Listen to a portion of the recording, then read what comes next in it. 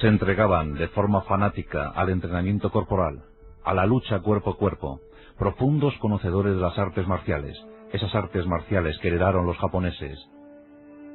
Eran fanáticos, eran ultranacionalistas, odiando todo lo foráneo, odiando a muerte al extranjero, ese extranjero que tanto les dañaba, que tanto les perjudicaba. Se sentían responsables de su China ancestral, de esa China milenaria, de esa China de tantos y tantos siglos. Pensaban, creían firmemente en sus talismanes, en sus dioses, en esos dioses protectores que les amparaban de todo mal. Con esos talismanes se lanzaban alocadamente a la lucha, a la batalla. Creían, seguían creyendo, que los cuchillos y las balas del extranjero jamás les perforarían. Eran miembros de una hermandad secreta. Eran componentes y directamente martillos de aquella sociedad llamada los puños de la justicia y la concordia. Sus maestros eran los maestros del loto blanco, y ellos eran los boxeadores, los boxers. A finales del siglo XIX, los boxers iban a someter a una durísima prueba a las potencias coloniales extranjeras. China no estaba atravesando sus mejores momentos. El linaje de los manchúes había entrado en decadencia. El siglo XIX no era propicio para la antigua, para la inmensa, para la tremenda, impresionante China. China permanecía indolente al paso de los siglos. Pensaba a sí misma que era el ombligo del mundo, que era el imperio más culto de la tierra, que no necesitaba de ayudas extranjeras. Cuando quiso reaccionar, ya fue demasiado tarde. El siglo XIX era de Europa, Europa la colonial, Europa la opresora, Europa la expansiva. La decadencia china no pasó desapercibida para las potencias europeas, y pronto empezaron a repartirse la codiciada presa.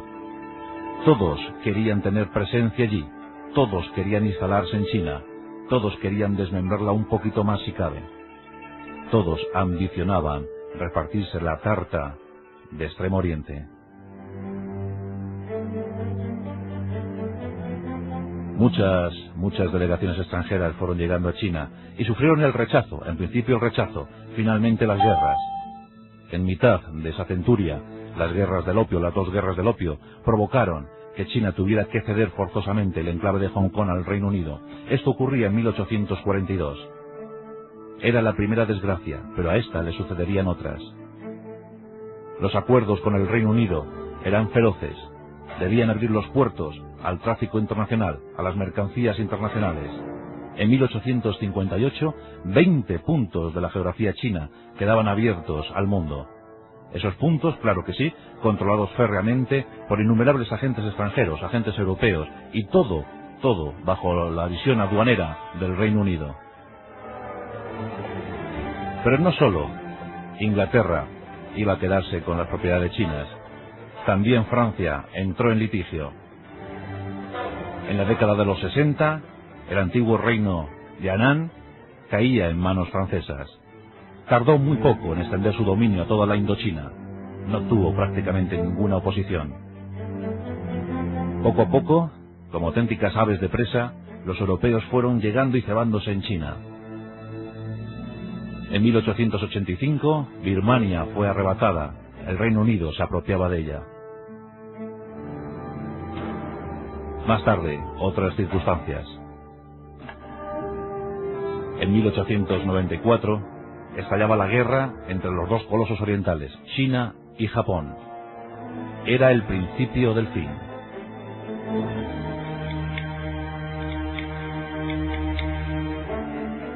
Los europeos instalados, Japón ganaba la guerra en 1895 y arrebataba a la hermosa China, Formosa y Corea. Antes, los rusos habían hecho de las suyas y habían arrebatado territorios en el norte del inmenso país. Habían fundado Vladivostok. Por cualquier punto de la frontera latía la amenaza extranjera. Diversas hermandades, diversas sociedades secretas fueron aflorando. Los sentimientos ultranacionalistas, se debía proteger a China. Los manchúes, mientras tanto, se limitaban a observar. Intentaban algunos gestos de modernización para su país, intentaban levantar alguna fábrica de armas, intentaban levantar algún poste para el telégrafo. Esto ya era demasiado tarde.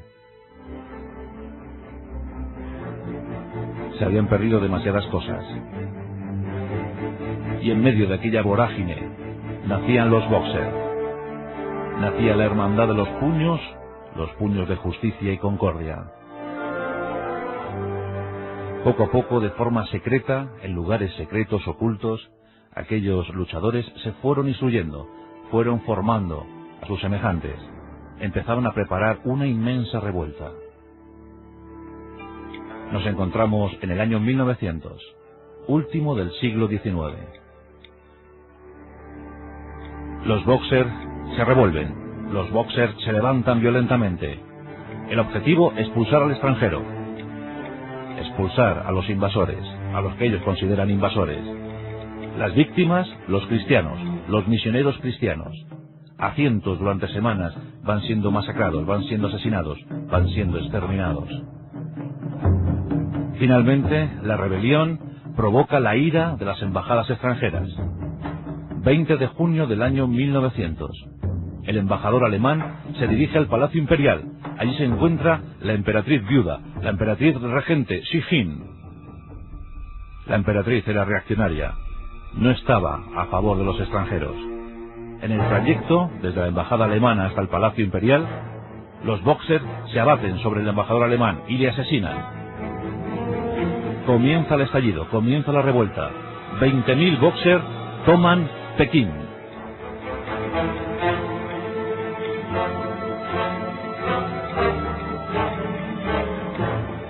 Los extranjeros, conocedores de lo que había ocurrido, sabedores de lo que se les venía encima, empezaron a parapetarse, empezaron a preparar las defensas en la ciudad destinada a las embajadas. Allí se encontraban 11 legaciones, principalmente europeas, pero también estaban los norteamericanos y japoneses, las nuevas potencias emergentes.